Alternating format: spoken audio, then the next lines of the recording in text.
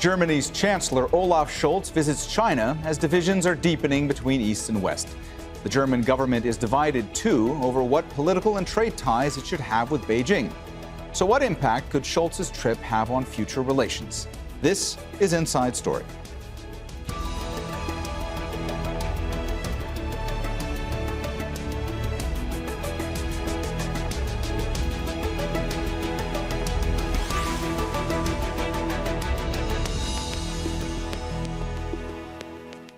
Hello and welcome to the program. I'm Mohammed Jamjoum. German Chancellor Olaf Scholz has become the first Western leader to meet Xi Jinping since the Chinese president tightened his control on power and began an unprecedented third term last month.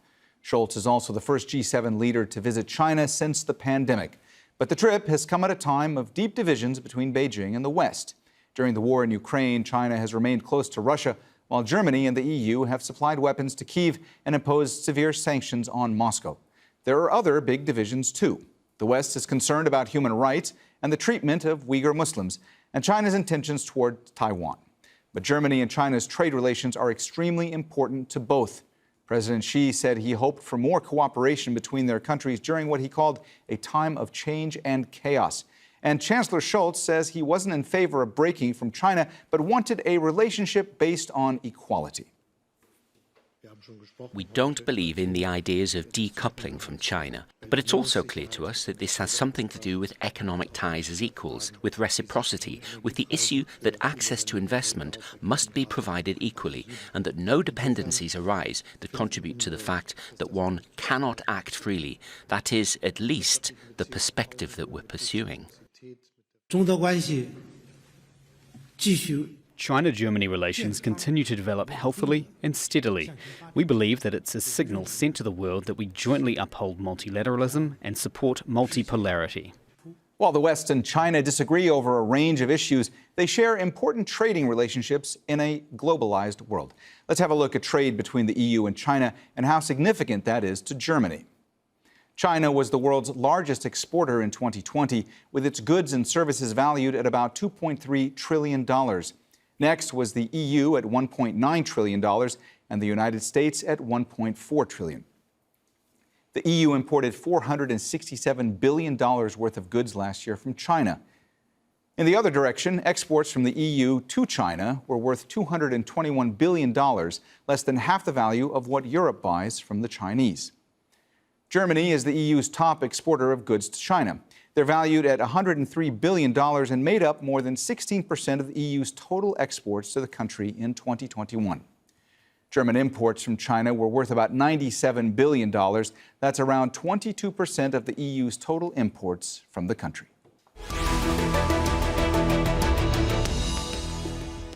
All right, let's go ahead and bring in our guests in Beijing. Andy Mock, a senior research fellow with the Center for China and Globalization. In Paris, Jazeera Weber, a research analyst with the Paris office of the German Marshall Fund of the U.S. and an expert in European security. And in London, Yu Jie, a senior research fellow on China with the Chatham House think tank. A warm welcome to you all, and thanks so much for joining us today on Inside Story. Jazeera, let me start with you today. There are many analysts who have said or suggested that German Chancellor Scholz was in China not just to represent Germany's interests, but that he was also there perhaps on behalf of the EU. So let me put it to you, from your vantage point, was Chancellor Scholz in Beijing simply to represent Germany's interests, or was he also there on behalf of the EU? So what is very important to consider in this context is that interests of any EU member states always are closely linked to what the EU can do and what the EU will do in foreign policy. Because basically every decision on foreign policy requires unanimity. So what a member state does in its foreign relations and how it designs its foreign relations always has direct consequences also for the European Union. Of course, and that is also what Scholz stressed before his visit, he was not explicitly there as an EU representative. For that, it would have been necessary to take, for instance, Josep Borrell, the High Representative of the EU for everything touching on foreign affairs.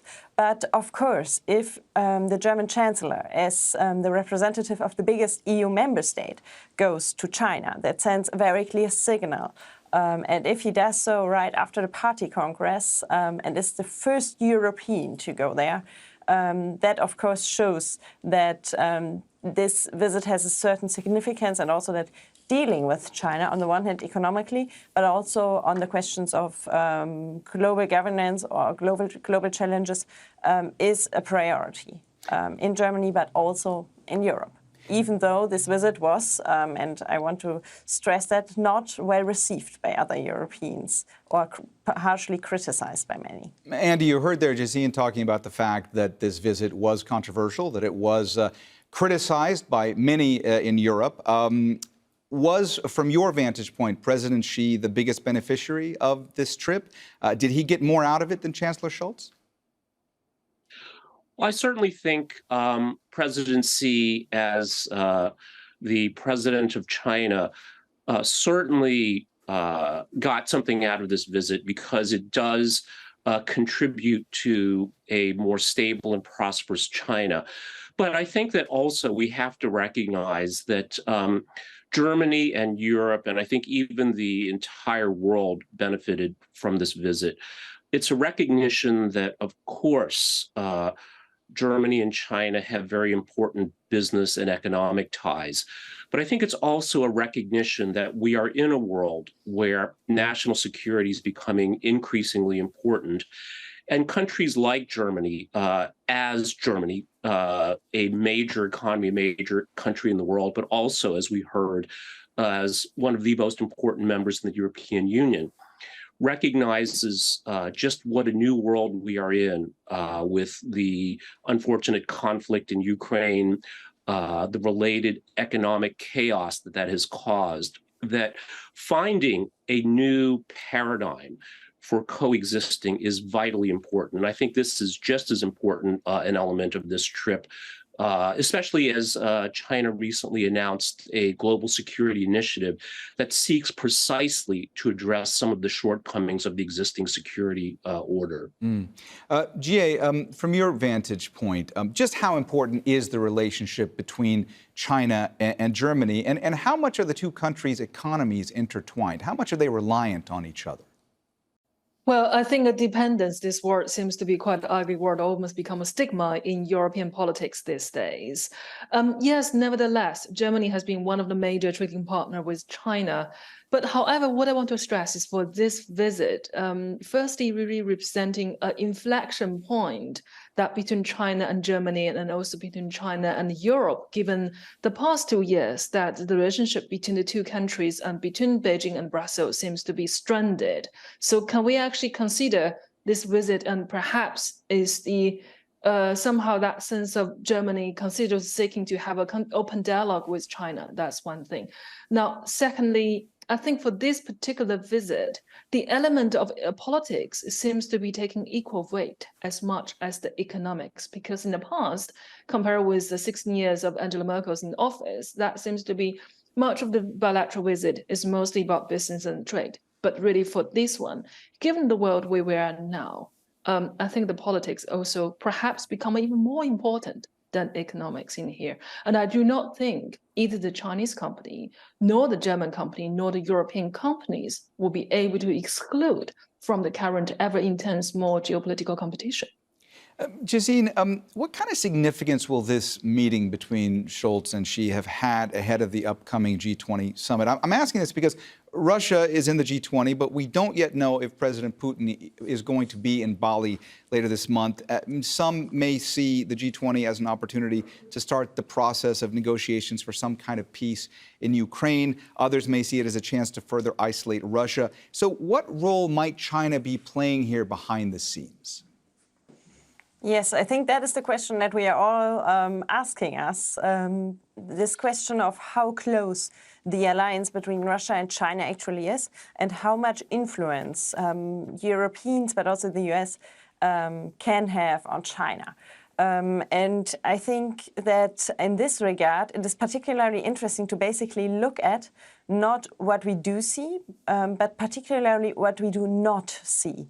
And at the moment, we do not see that President Xi has been distancing himself very clearly from Russia. Although what is very remarkable in this visit here is that he has drawn, together with Chancellor Scholz, a very clear red line for the use of nuclear weapons, and also underlined that their use would be irresponsible, so as is the threat of the use of nuclear weapons.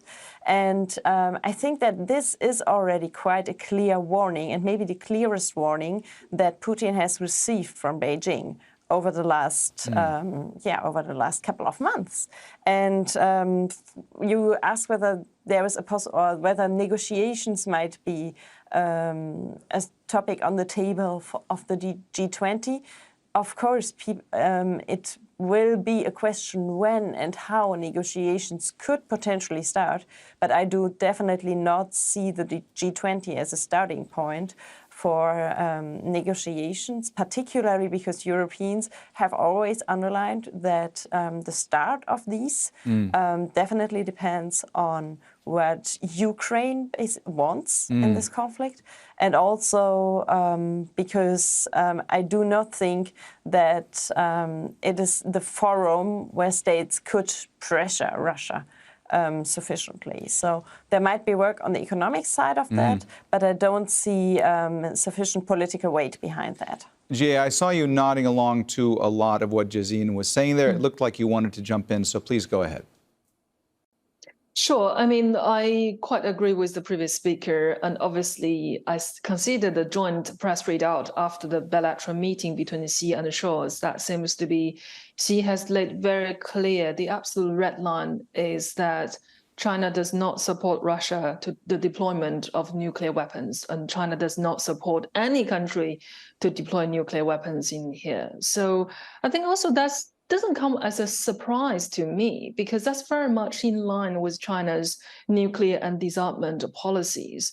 But I would argue, actually, if there's for one thing that could change Xi's stance on Russia's invasion towards Ukraine, perhaps it's a looming prospect that Russia deploying nuclear weapon in part of Europe, because this would also be seen as a national security, not just for Europe, but also a national security threat for China as well, considering the two countries shared around 4,500 kilometers borders. So deployment of nuclear weapons is quite dangerous for any country. Andy, I want to ask you a question that's tied to Ukraine as well. The Ukraine war, we all know it's brought deep divisions between East and West. President Xi has refused to get involved in persuading President Putin to change course. This is also having a serious economic impact, especially in Europe, which is a market that is very important to China. So my question is, might the trade consequences of the Ukraine war have any bearing on China's position, or does Beijing see other geopolitical opportunities from a West and Russia that is weakened by war? Well, I think that it's well recognized and I think articulated on numerous occasions by China that the situation in Ukraine is a complex one.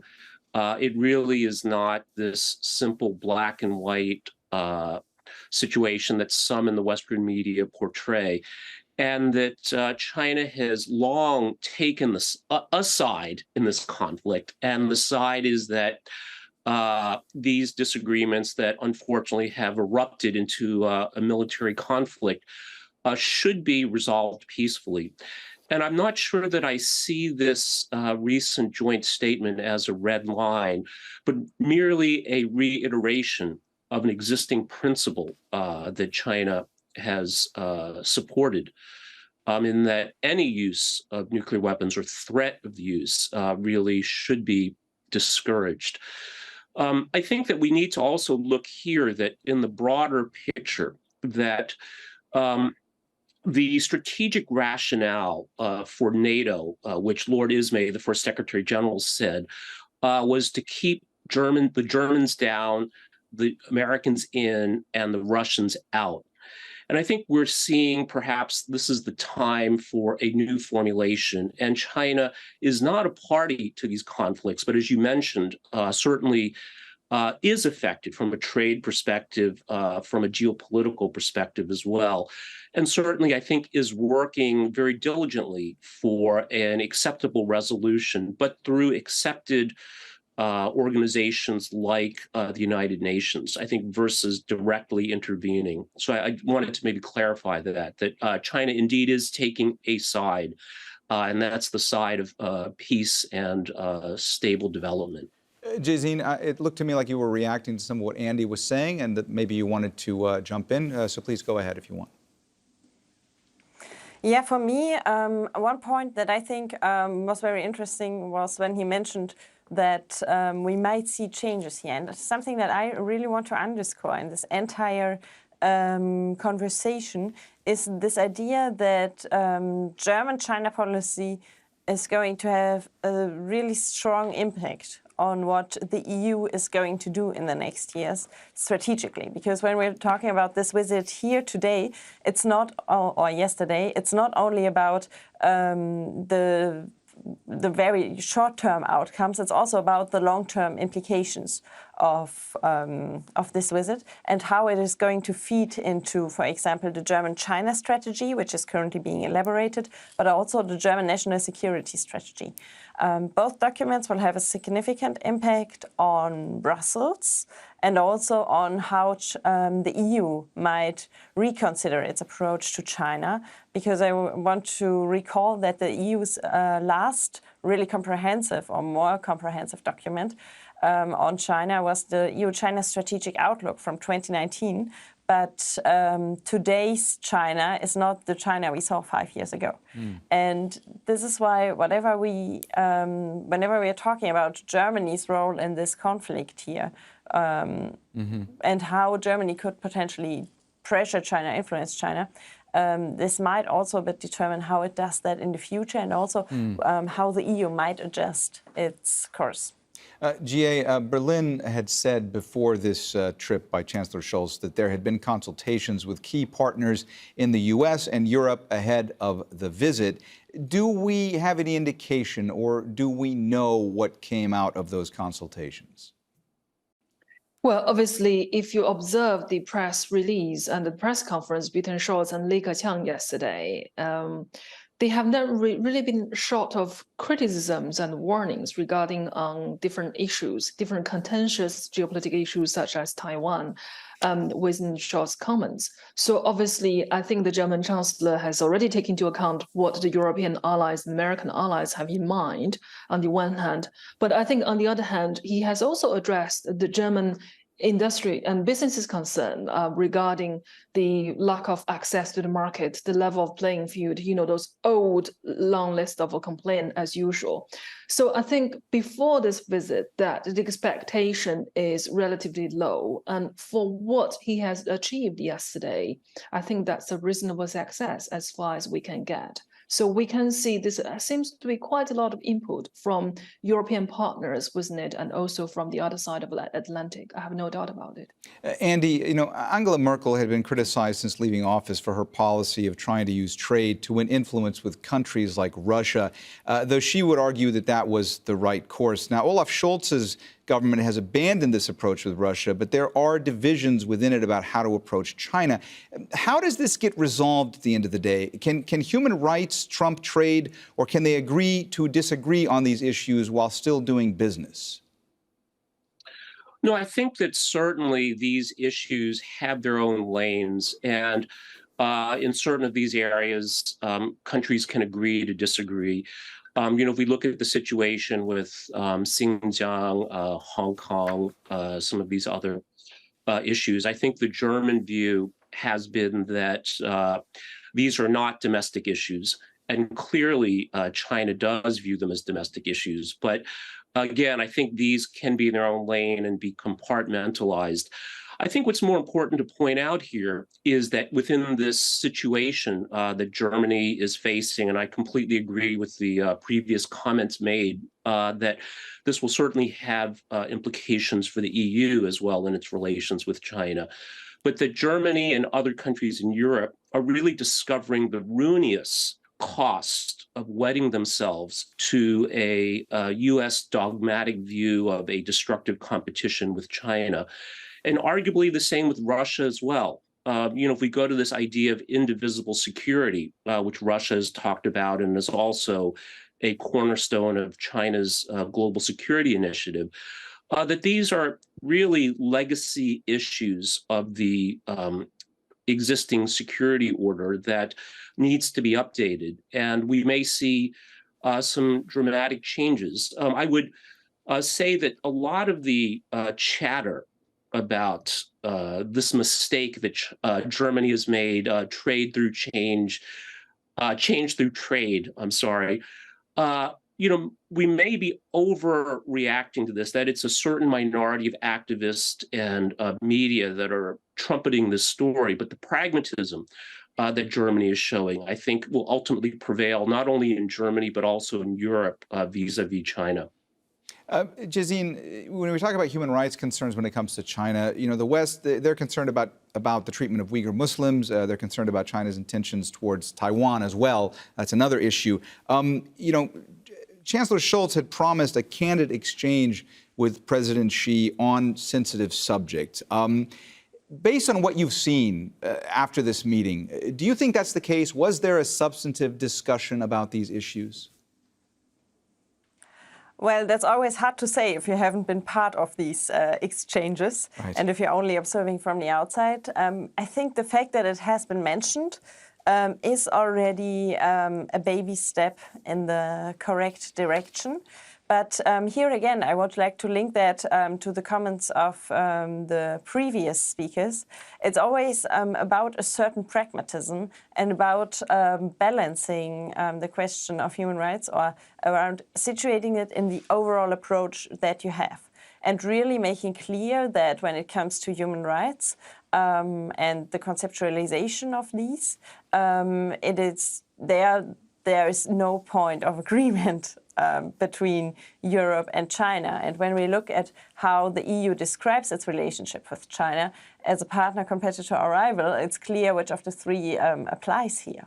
Whereas in other parts, it is also clear that cooperation with China, for instance, on climate or development in some regards, might be the way to go. So I don't know how candid or how open and frank this exchange was, but for me, the fact that Scholz had the entire package of bringing in human rights, of bringing in security issues, of bringing in global affairs with Ukraine, and of course also talking economics, shows that this idea of a more compartmentalized approach is now really infusing German-China policy, and that Germany, I would say, to the benefit of the EU, is really abandoning that paradigm of change through trade.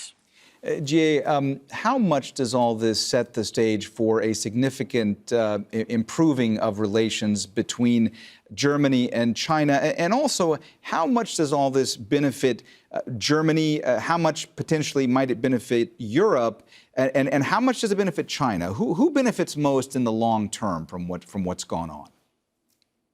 Well, it's very hard to make a calculation on balance sheet at this moment, but I don't think, the change through trade would still continue to be the main policy for Germany or for large part of Europe anyway, because Europe has changed, geopolitics has changed, and also China itself has changed. So that is leaving aside, it really takes two to tango. That change has already happened. And of course, it requires various stakeholders in this game to change their tactics as well. Mm-hmm. So I would actually see that the relationship between China and Europe, and also the relationship between Beijing and Berlin, will become more fractious rather than more smooth. Even if we do have the visit in here, but how Scholz himself to be able to balance the different voices within Berlin? On the one hand, you have foreign ministry, then economic ministry, then on the other hand, you have the chancellor, who is actually could really German government speaking with one voice, and perhaps not. That's exactly the case like the London government, like in the UK, whereas the Treasury and the Foreign Office is not speaking on the same page on China as well. So I think ultimately this sense of competition and cooperation will be intertwined within this bilateral relations between China and Germany, but also with EU and China as well. And I think that's what we're going to continue to experience as the way comes along. And even if that would be represented quite acutely in the G20 as well. I mean, on the one hand, China and Germany also have interest on the development issues, on the debt suspension and relief issues for developing countries. However, on the other side, we can admit that China and Germany will never be on the same page when it comes to ideology. So I'm afraid we just have to navigate through that very precarious environment as where we are now. All right, well, we have run out of time, so we're going to have to leave the conversation there. Thank you so much to all of our guests, Andy Mock, Jazine Weber, and Uighir. And thank you, too, for watching. You can see the program again anytime by visiting our website, aljazeera.com. And for further discussion, go to our Facebook page. That's facebook.com/AJ Inside Story. You can also join the conversation on Twitter. Our handle is @AJ Inside Story. From me, Mohammed Jamjoom, and the whole team here in Doha, bye for now.